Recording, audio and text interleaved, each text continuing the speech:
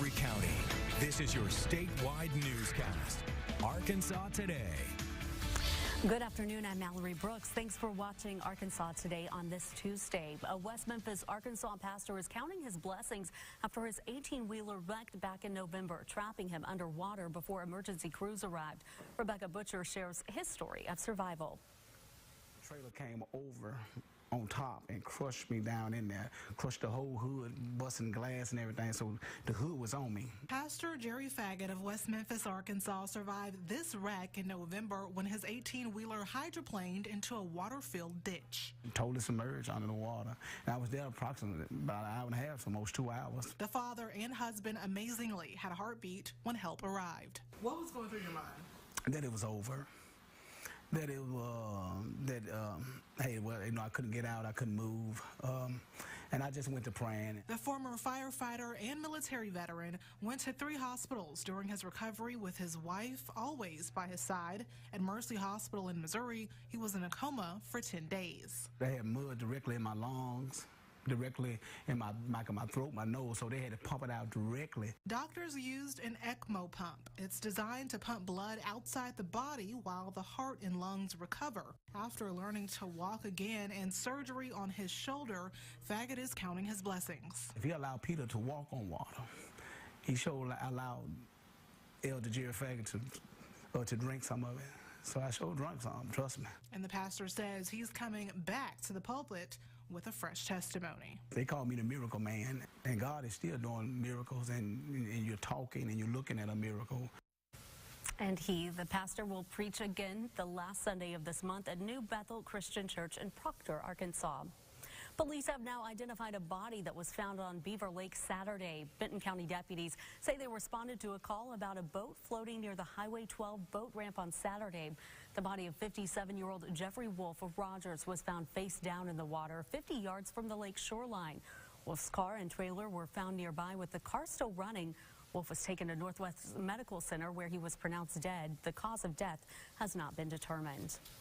A toddler in eastern Arkansas hospitalized over the weekend after being shot with a flare gun. 3-year-old Eddie Hawkins Jr. will survive, but he lost an eye and will have it replaced with a glass eye. Police in Helena, West Helena initially said the toddler was playing with a flare gun when it happened. His family says it was a 15-year-old cousin who pulled the trigger. Why would you shoot the flare gun in the first place? Why would you have a flare gun inside the house? That don't make sense. Like, flare gun is for emergencies. The toddler will likely be in the hospital for 2 months. Police say they're still trying to get to the truth of what actually happened because they were given conflicting statements. We're told charges will likely be filed. Cossatot River School District cancels classes because of mumps. Due to an outbreak of mumps, the school will dismiss at 2 o'clock today and will be out for the rest of the week. Parent-teacher conferences are rescheduled and students will not return until after spring break. In February, multiple mumps cases were confirmed on the University of Arkansas campus in Fayetteville.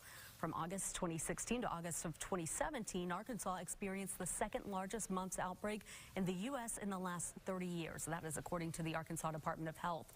Nearly 3,000 mumps cases were identified during that time. A large number of health-related absences forces Magnolia School District to also close for the rest of the week. And a news update now out of Arkansas County on a man who held authorities in a standoff for several hours. Officials say Shane Parham faces 1 count of possession of felon and firearms. He's being held on a $150,000 bond. Last week, Parham took to Facebook Live, refusing to surrender to police. It all unfolded after he got away from police during a chase. He is set to appear in court April 15th. While many Arkansans were feeling groggy from the time change on Monday, a House committee approved a resolution that would make daylight saving time permanent here in the natural state. The resolution would require Arkansas to get the support from its 6 border states before asking the federal government to spring forward and maintain that time permanently. President Trump tweeting his support Monday as well. The Arkansas House should vote on the resolution later today. Over 80 students from across the region showcasing their science talents at the University of Arkansas. Over 70 projects on display at the 69th Annual Northwest Arkansas Regional Science and Engineering Fair. The competition is designed to help students learn the methods of scientific research. The projects will be judged based on 17 different categories. Social media chair Jerry Kelly says the students have been working hard all year for this big day. They're going through the process of scientific research and investigation.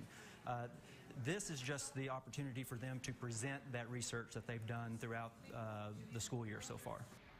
Students will be competing for prize money and an entry into the state competition at the University of Central Arkansas on March 29th. The top 5 projects from the state science fair will qualify for the international competition in Phoenix at the end of May. Taking a look at the day ahead on this Tuesday, Speaker Pelosi vowing to pass legislation that would protect young people who came to the U.S. as undocumented children and immigrants with temporary protected status. Redmond O'Neill, who is the son of actor Ryan O'Neill and the late Farrah Fawcett, is expected to appear at a mental competency status hearing today. The 33-year-old facing multiple charges, including 1 count of attempted murder after a violent crime spree in Southern California last May. And today marks 30 years since the invention of the World Wide Web. Can you believe it? On this day in 1989, Sir Tim Berners-Lee submitted his proposal outlining the revolutionary innovation.